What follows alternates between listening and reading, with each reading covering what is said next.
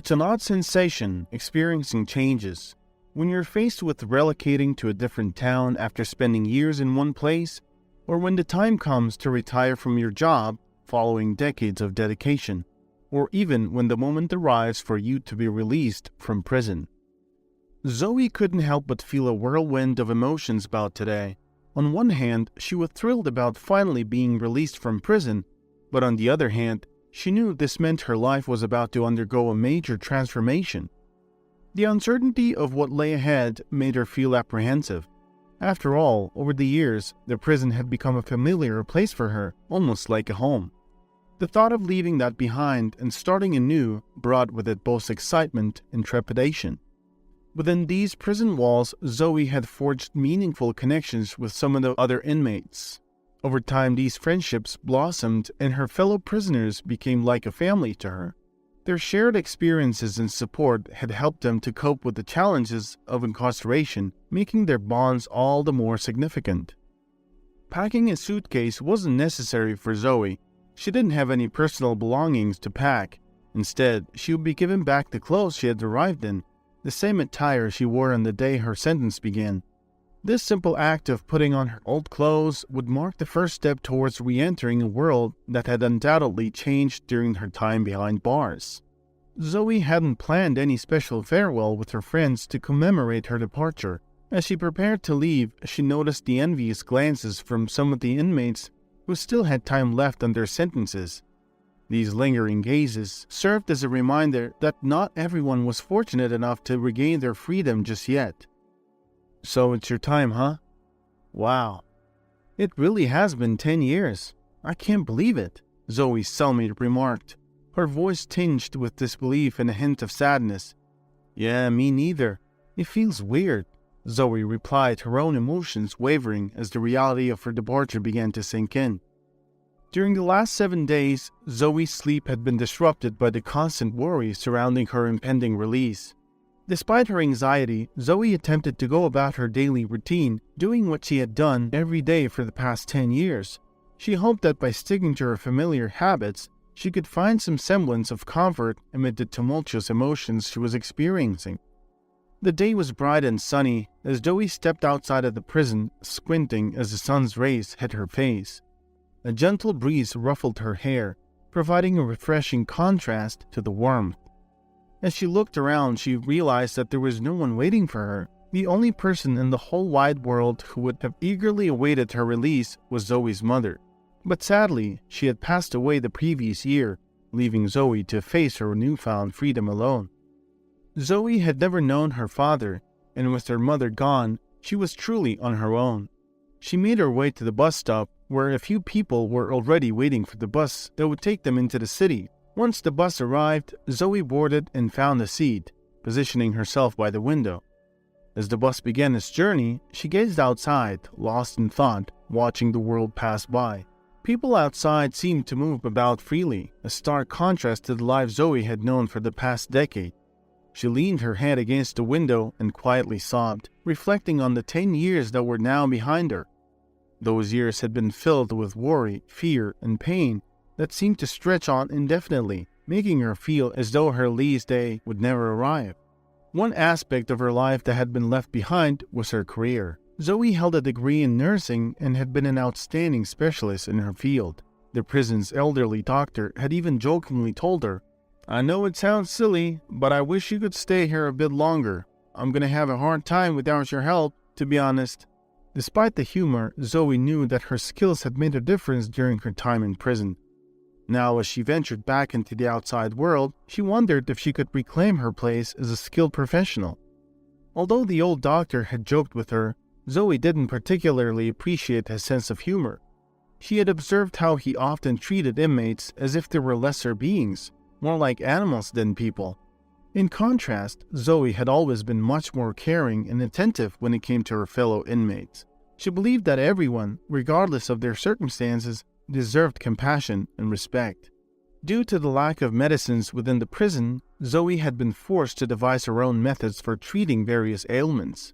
She tended to her fellow inmates' migraines, arthritis, hernias, and other illnesses, using her resourcefulness and empathy.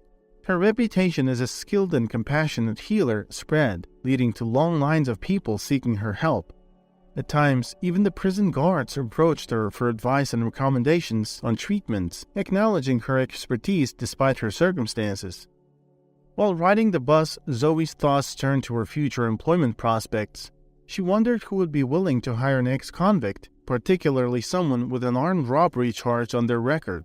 The thought weighed heavily on her mind. Would anyone in their right mind trust her enough to let her into their workspace? The challenge of overcoming the stigma associated with her past seemed daunting, but she knew she had to try. It seemed to Zoe that nobody cared about the fact that she wasn't a dangerous criminal, but rather just an ordinary person who had been dealt a bad hand in life and found herself framed for a crime. The label of ex-convict didn't differentiate between those who were truly dangerous and those who were simply victims of circumstance, and this weighed heavily on her as she contemplated her future. It all started because of Zach, who was strong, brave, and bold. Zoe used to be swept away just by the sound of his deep voice. They first met when Zoe was providing care for Mrs. Andrews, Zach's elderly grandmother. The devoted grandson was always courteous, showering his grandma with gifts and sweets. He displayed genuine politeness and care for her well-being, which endeared him to Zoe even more. His outwardly kind nature had made it difficult for Zoe to see through his intentions, and ultimately led her down a path she would never have chosen for herself. One day, Zach invited Zoe to a lavish restaurant and spared no expense, showering her with extravagant delicacies. The two were drawn to each other, and it wasn't long before they were caught up in a passionate love affair. However, their happiness was short-lived, as the police unexpectedly knocked on Zoe's door one day.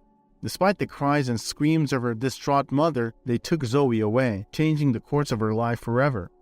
As her case was being investigated, Zoe gradually uncovered the truth about Zach. He wasn't the noble prince she had believed him to be, but rather a deceitful crook. Zoe had a keychain with keys to her patients' homes, as people trusted the young caregiver with access to their houses. In some cases, they had no other choice. They were simply too weak to get up and answer the door themselves, and it wasn't practical to constantly rely on relatives for assistance. Unbeknownst to Zoe, this trust she had earned from her patients would be exploited by the very person she had fallen in love with. Zach had taken advantage of the keys in Zoe's possession and robbed several apartments. Eventually, he was apprehended by the police, but instead of owning up to his crimes, he shifted the blame onto Zoe. He claimed that she was the mastermind behind all the robberies, painting her as the brains behind the criminal operation. This turn of events devastated Zoe, as not only had she been betrayed by the man she loved, but she now faced the possibility of being wrongly convicted for a crime she didn't commit. Zoe's life crumbled like a house of cards, and she found herself on the brink of ending her own life. But fate had other plans, as an elderly woman named Amy came to rescue her. Amy was a wise, older inmate who was serving time for accidentally killing her abusive husband. Despite her own struggles, Amy's arrival proved to be a turning point for Zoe. The two women formed a bond that would provide Zoe with the support and strength she needed to face the challenges that lay ahead. "Don't even think about that, Zoe," Amy warned firmly. "You're so young and beautiful. Whatever happens, just keep doing good and forget about the past. You'll see what happens, mark my words." Those words resonated with Zoe and would stay with her for years to come, serving as a source of comfort and motivation during her darkest moments. Zoe reached her stop and stepped out of the bus, scanning her surroundings for any familiar features of the streets and buildings. It had been 10 years since she last saw this place, and she knew that much had changed. Her favorite coffee shop was nowhere to be found, replaced instead by a bank office. As she walked along the streets, Zoe couldn't help but feel disoriented by the unfamiliar surroundings. The once familiar neighborhood was now filled with new shops, restaurants, and buildings that she didn't recognize. Zoe walked towards her home, and as she approached the overgrown yard, a sense of nostalgia washed over her. She couldn't help but feel a twinge of sadness as she realized how much the place had changed since she last saw it. The yard, which used to be meticulously maintained, was now overgrown and unkempt. The front porch, where she used to spend countless hours chatting with her mother, was now empty and lifeless. Despite the dilapidation, Zoe felt a sense of comfort and familiarity in returning to her childhood home. She knew that she had a long road ahead of her, but in this moment, she allowed herself to simply bask in the memories of her past. Zoe walked into the silent house, devoid of any signs or sounds of her mother's presence. She sank down onto the couch and buried her face in her palms, feeling the weight of her grief and loss wash over her. She couldn't help but imagine her poor mother, crying alone, unable to afford a good lawyer to help her daughter during the trial. The pain of this realization brought tears to Zoe's eyes, and she cried silently for the mother who would never be able to welcome her back home. She knew that she had to find a way to move forward and make the most of the life that she had been given, but the sense of loss and sorrow was overwhelming. Despite the overwhelming emotions she was feeling, Zoe was determined not to shed any more tears. She stood up and walked towards the mirror, staring at her reflection. With a steely resolve, she ordered herself to smile, even if it felt forced. As she looked at herself in the mirror, Zoe realized that this would be a long and difficult journey, but she was determined to make the most of it. She knew that she had the strength and resilience to overcome any obstacle that lay in her path, and with that thought, she straightened her posture, took a deep breath, and stepped forward into her new life. "Come on, pull up your socks," Zoe muttered to herself, staring determinedly at her own reflection in the mirror. "No complaints, no regrets, you can do this." With renewed determination, Zoe set to work cleaning and tidying up the house. She grabbed a bucket and a mop and began scrubbing the floors, determined to make the most of the life she had been given. Despite the overwhelming sense of loss and grief, Zoe knew that she had to keep moving forward, one step at a time. A week later, Zoe received a phone call from her old friend Hannah, whom she used to work with. Hannah had been in touch with Zoe's mother and had learned of her release from prison through her. Zoe was grateful to hear a friendly voice on the other end of the line and eagerly caught up with her old friend, sharing stories about what had happened in the years since they last spoke. For a moment, Zoe was transported back to a time where her life had been turned upside down, and it felt good to have a sense of normalcy again. "So, what's the plan now?" Hannah asked. "I need a job to feed myself to begin with," Zoe replied. "Actually, you know what? We've got to meet as soon as possible. I think I can help you with just that. I was offered a very well-paying job recently, but I can't leave my current job. Why don't you take it?" Hannah suddenly perked up. "Don't even worry about the resume. Nobody cares about it at that job, trust me." Hannah met with Zoe and told her about a wealthy family who was looking for a caregiver who could handle intense stress. The family's son had been in a terrible car accident and was now paralyzed. Due to the patient's nasty personality, many caregivers had just quit days after starting their work. The father was desperate and willing to hire anyone who could take care of his son, regardless of their background, as long as they could handle the unpleasant antics of the son. When Hannah mentioned the salary, Zoe's eyes widened in surprise. She couldn't believe that she would earn enough to live for a year, and even afford a better tombstone for her mother's grave. Despite her excitement, she was also apprehensive about taking on the role of caregiver for a difficult patient. However, with Hannah's encouragement, Zoe agreed to give it a try. 3 days later, Zoe found herself standing in front of a massive mansion. A stern-looking security guard demanded to see her ID before allowing her inside. Zoe felt her nerves getting the best of her, but she tried her best to remain calm and composed. As she made her way through the grand entrance and into the foyer, she couldn't help but feel a sense of awe at the opulence that surrounded her. The furnishings were all ornate and looked incredibly expensive, and the space seemed to go on forever. It was a stark contrast to her own modest apartment and reminded her of the gaping disparity in wealth in society. The house was pompous and grand, unlike anything Zoe had ever seen before, even on TV. No amount of screen time could have conveyed the true greatness of the mansion. As Zoe followed the important-looking servant through the corridors, she couldn't help but marvel at the sheer size and opulence of everything around her. Every room seemed to be larger and more luxurious than the last, and Zoe felt increasingly overwhelmed. Eventually, they arrived at a massive hall that reminded Zoe of a train station vestibule.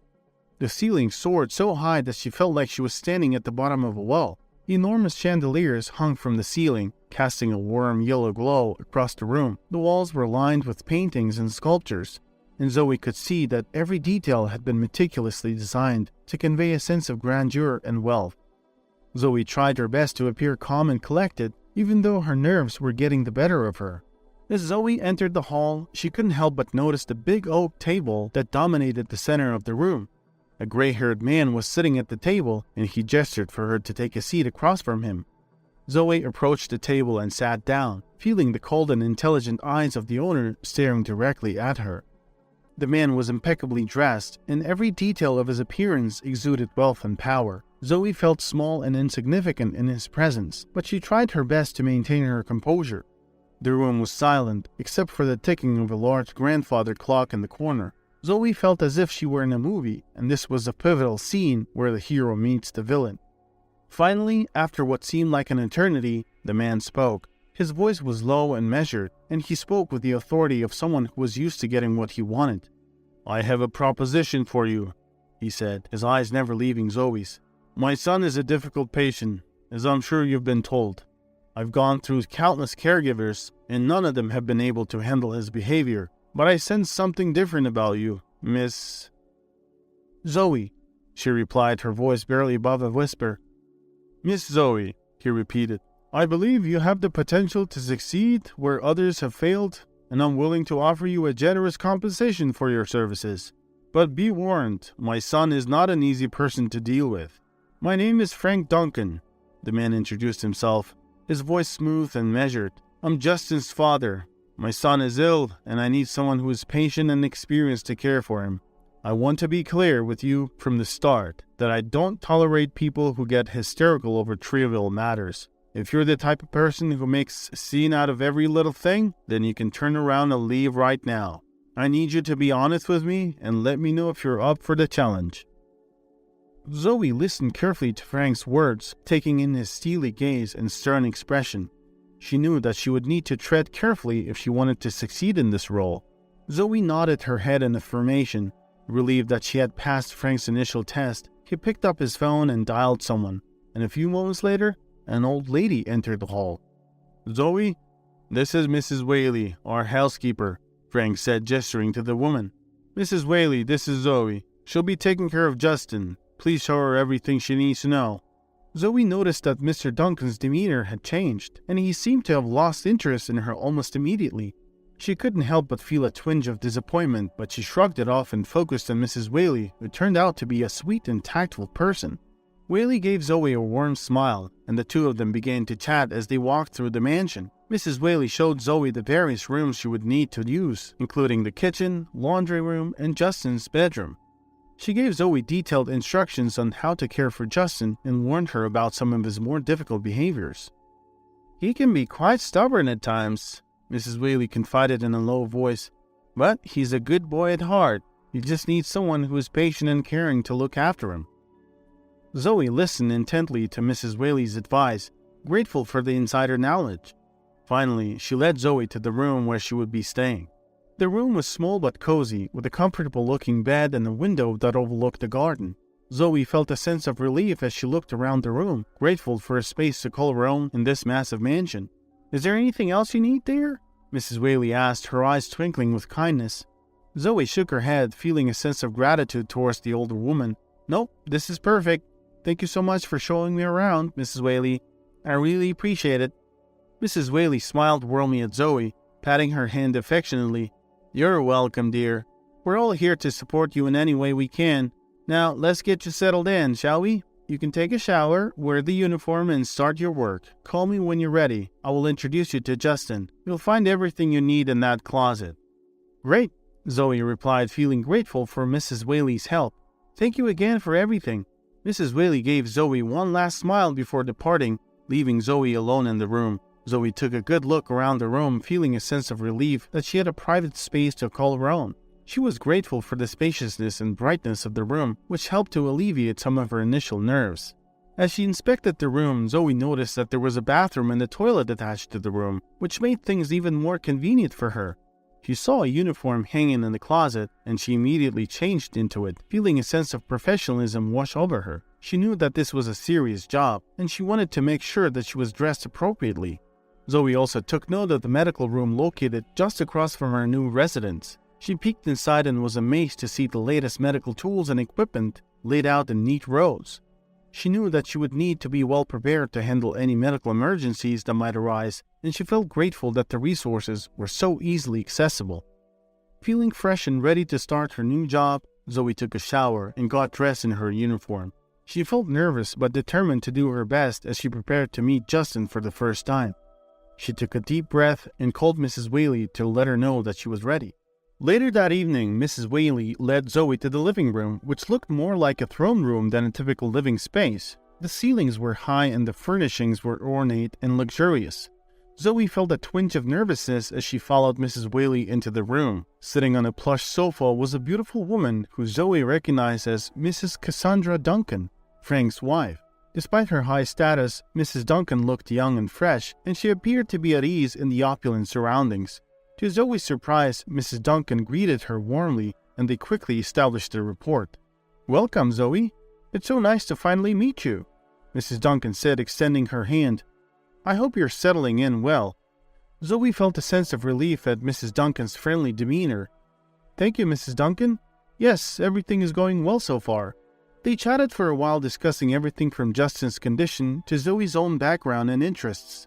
Zoe was struck by how kind and down-to-earth Mrs. Duncan seemed, despite her wealth and status. As the conversation wound down, Mrs. Duncan looked at Zoe with a serious expression.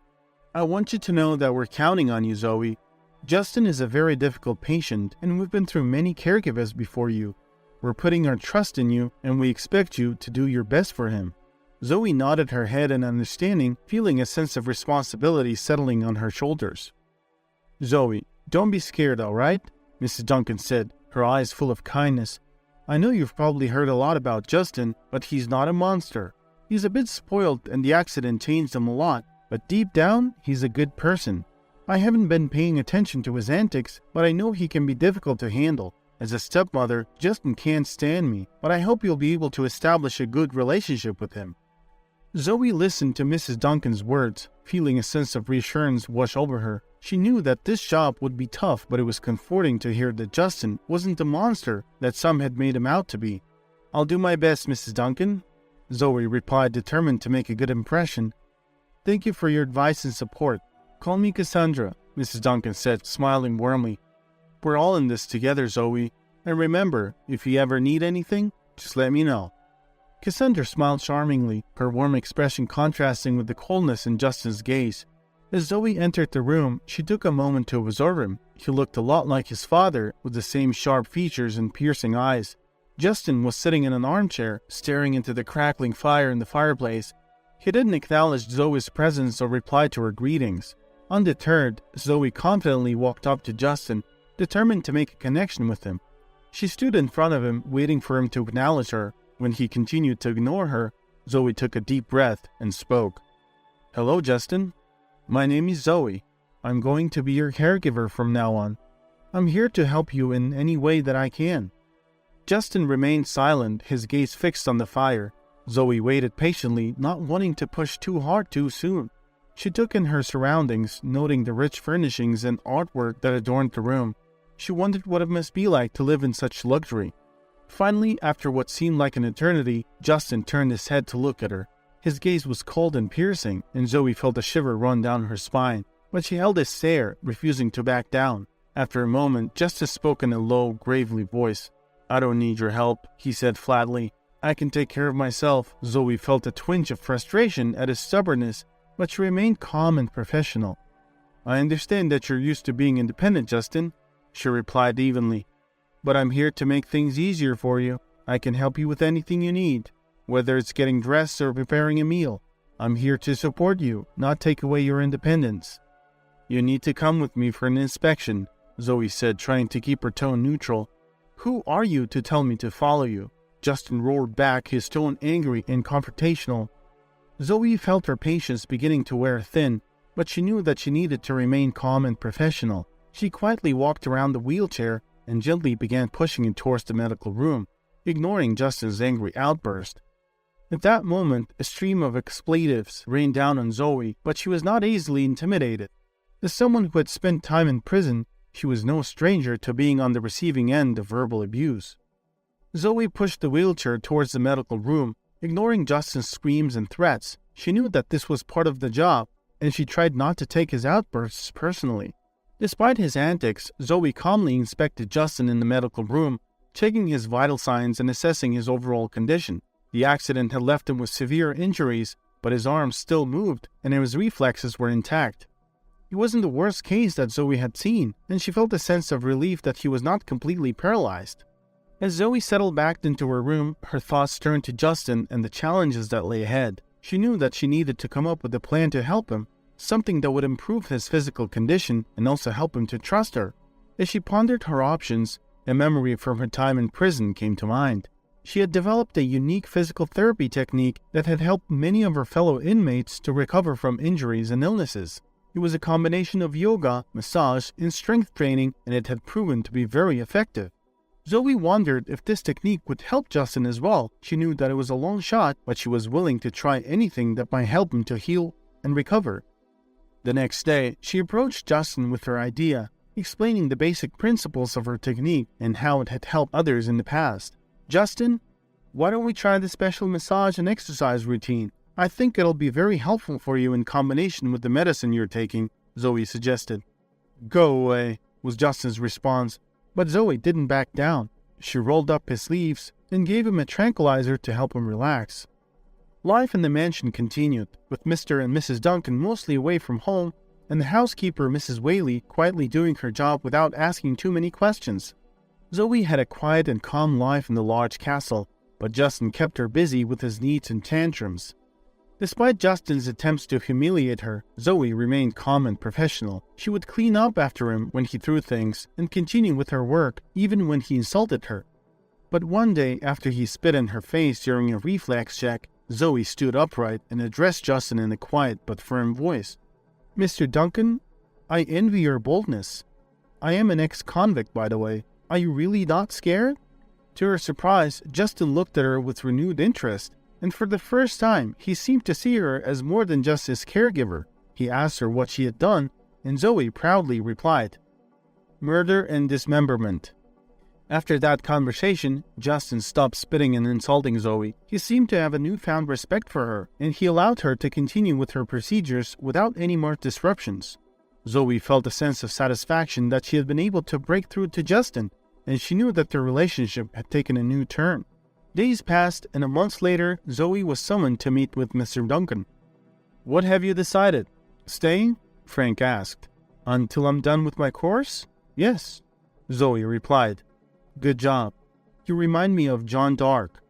You have the same proud poise. I'm glad you're not giving up. I wouldn't take his words to heart. He's a good kid, just not too lucky." Frank went on to explain that Justin was not only depressed because of his broken spine, but also because of the betrayal of his ex-fiancée, Christine. They had been at a private party, and Justin had asked the driver to take him and Christine home. But when Christine started dancing with another man to make Justin jealous, he had lost his temper and driven recklessly, causing a terrible crash. Christine had walked away with a few scratches, but Justin was now bound to a wheelchair for the rest of his life. "I promise he will get up," Zoe said quietly to Frank. His cold eyes filled up with tears. "You know what? I'm not a perfect father. I've done so much evil in life. Justin's mother died young. She couldn't take it anymore. She was tired of being afraid for her son and me. This fortune of mine is stained with blood. I guess I'm paying for it now. My second wife, Cassandra, is a good woman. She did her best to become a mother to Justin, but he was like a beast, and that's another payment." Zoe listened, and when Frank was done, she spoke. "When I was in prison, a wise old woman once told me, 'Do good and forget about it.' Perhaps you need to do the same." By this time, Frank had already wept quietly. He stood up and asked if he could hug Zoe. They stood hugging for a while, and Frank said, "You are our guardian angel. Thank you."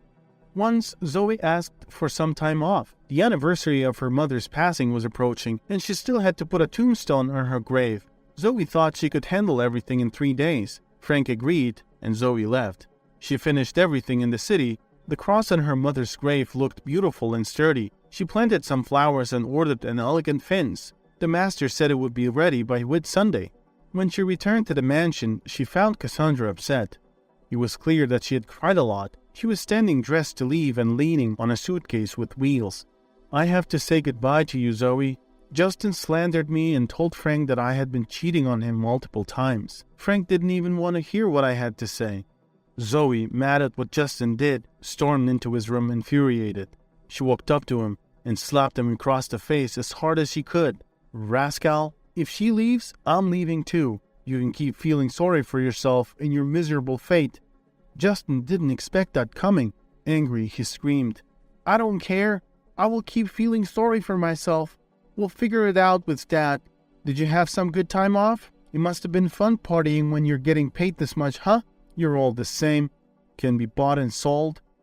"How dare you say these things, you scoundrel?" Zoe asked. "I can say whatever I want. I've been sitting here all alone while you were away all these days, partying and having fun." Justin's eyes were red with madness. He grabbed Zoe and started shaking her furiously. Zoe jerked out of his arms and ran away. Justin got up and screamed in desperation. "Stop, I said. I hate you, you fool. I can't live without you." Justin fell on the floor. Zoe froze in her tracks, stunned by what she saw. Her method worked. Justin was able to get up on his feet on his own. She ran back and propped him back up on the wheelchair. Suddenly, Justin hugged Zoe and kissed her. "I love you more than anything in the world. I'm ready to die for you. I thought I was going to die of jealousy." Zoe was crying. She wiped away her tears and said, "Why did you hurt Cassandra? Apologize, please." Justin immediately dialed her number. The same night, he asked for her forgiveness in front of his father. "Cassandra, I am not proud of what I had done. I was honestly an a-hole. I would get on my knees if I could. I don't know how else I could redeem myself. I'm so sorry." Justin kissed her hands and cried. Cassandra smiled. "All right, you will get well and have a chance to get on your knees, I think," Cassandra said and looked at Zoe. Justin confessed his love to Zoe and asked for her hand. Zoe was taken aback by Justin's sudden confession of love. She had never seen this side of him before. Despite his previous behavior towards her, Zoe had to admit that Justin had changed a lot since she first arrived at the mansion. But Zoe was hesitant to give him an answer. She had always been wary of getting too close to people, especially those with a lot of money and power. She didn't want to end up being used or hurt again. "Justin, I appreciate your honesty and I'm glad to see how much you've changed, but I can't give you an answer right now. I need some time to think," Zoe said. Justin looked crestfallen, but he understood. He promised to give her all the time she needed. Over the next few weeks, Justin was doing everything he could to prove his love for her. Gradually, Zoe started to see a different side of Justin. He wasn't the spoiled brat she had first met. He was kind, caring, and compassionate. Zoe started to fall in love with him too. One day, Justin and Zoe were at a beautiful beach. As Zoe pushed Justin along the shore, he asked her to put him on the ground. He sat on the sand leaning on his wheelchair and pulled out a small box. "Zoe, I know I haven't always been the best person, but I promise to spend the rest of my life making it up to you. Will you marry me?" Justin asked, looking up at her with hopeful eyes. Zoe was overcome with emotion. She knew that she loved Justin and that he had truly changed for the better. Without hesitation, she said yes. From that moment on, Zoe and Justin's relationship blossomed. They were married in a beautiful ceremony in the mansion's gardens, surrounded by their closest friends and family. Frank blessed them. Justin eventually did get on his feet. He was walking with a cane though, but his now wife Zoe laughed. "This is just the beginning. You're gonna run one day." Mr. Duncan invested most of his fortune into an important business. A new clinic opened in the city. It had the latest equipment and the staff was highly qualified. But the most important thing was that it was free. Zoe was the manager of the clinic. The clinic was a huge success. Patients from all over the city came to receive medical attention, and they were all amazed at the quality of the care they received. Zoe had hired only the best doctors and nurses, and she made sure that every patient was treated with respect and dignity. As time went by, the clinic expanded its services. They offered free vaccinations, dental care, and even psychological counseling.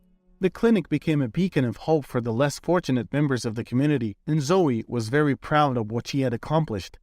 Justin, meanwhile, had found his calling as a motivational speaker. He had turned his life around and was now using his experience to inspire others. He traveled around the country, giving speeches about overcoming adversity and never giving up on your dreams. Zoe and Justin's love for each other only grew stronger with time. They were a true power couple, working together to make the world a better place. And as they looked back on their journey, they realized that their paths had crossed for a reason. They had both been given a second chance at life, and they were determined